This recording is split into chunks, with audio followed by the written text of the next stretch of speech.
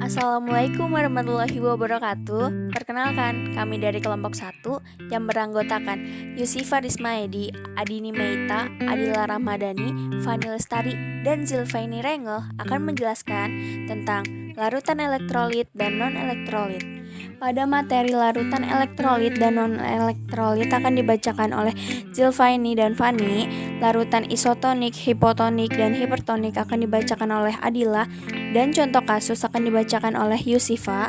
Lalu hubungan dengan keperawatan akan dibacakan oleh Adini. Akan menjelaskan apa itu larutan elektrolit dan non-elektrolit.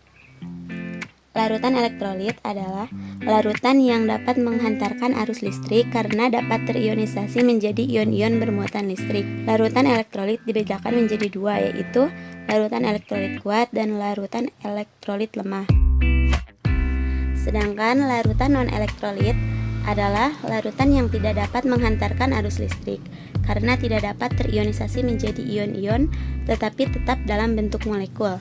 Akan menjelaskan tentang larutan elektrolit. Pertama ada elektrolit kuat. Sifat dan pengamatannya: pertama, terionisasi dengan sempurna, menghantarkan arus listrik, lampu menyala terang, dan terdapat gelembung gas. Lalu ciri-ciri larutan elektrolit itu: pertama, menghasilkan banyak ion, kedua, molekul netra dalam larutan hanya sedikit atau bahkan tidak ada sama sekali, ketiga, terionisasi sempurna atau sebagian besar terionisasi sempurna. Di sini saya akan menjelaskan materi kedua, larutan isotonik, larutan yang mempunyai konsentrasi zat terlarut yang tekanan osmotik yang sama, seperti larutan yang tidak ada pergerakan air.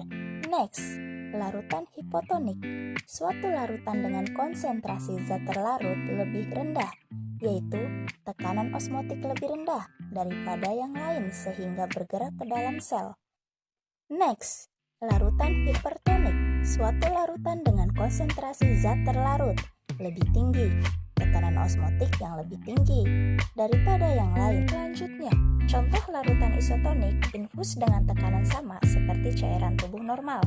Contoh larutan hipotonik infus dengan tekanan osmotik lebih rendah dari cairan tubuh. Next, contoh larutan hipertonik infus dengan tekanan osmotik lebih tinggi dari plasma darah. Setiap larutan memiliki perbedaan, yaitu konsentrasi yang tinggi di dalam larutan hipotonik, sedangkan konsentrasi lebih rendah di dalam larutan hipertonik. Konsentrasi zat terlarut dari larutan hipertonik tinggi, sedangkan larutan hipotonik rendah. Jadi, aku bakal ngejelasin nih contoh kasus kehidupan sehari-hari larutan elektrolit atau larutan non-elektrolit itu contoh kasus. Jadi contoh kasusnya itu kayak gimana sih? Jadi contohnya itu gini. Misalkan kalian pergi ke pasar nih, nah terus kalian pasti ngeliat kan kayak ada yang jual ikan-ikan gitu, terus ikannya itu udah dijabar-jabarin nih sama penjualnya. Nah ikannya itu kan pasti kayak masih segar gitu ya. Nah kalian bisa ngeliat itu dari matanya atau daging ikannya itu sendiri. Pakai alat strum aja ya untuk nangkep ikan. Kenapa sih? Karena alat strum yang nelayan-nelayan bakal gunain itu cukup unik. Jadi dia pakai perantara teman-teman. Pakai perantaranya itu ya air laut itu. Kok air laut bisa sih mengantarkan arus listrik? Karena di dalamnya itu mengandung ion-ion kayak ada Na+, Cl-, magnesium 2+, dan ion-ion lain. Yang bisa mengantarkan listrik itu ada juga senyawa kovalen polar dalam bentuk larutan aja ya teman-teman. Nah kenapa sih? Karena senyawa kovalen polar ini tuh bersifat netral. Yang terakhir ada hubungannya dengan kesehatan. Tubuh kita ini banyak banget zat. Salah satunya adalah zat elektrolit. Elektrolit ini memiliki peran dan fungsi yang penting bagi tubuh kita.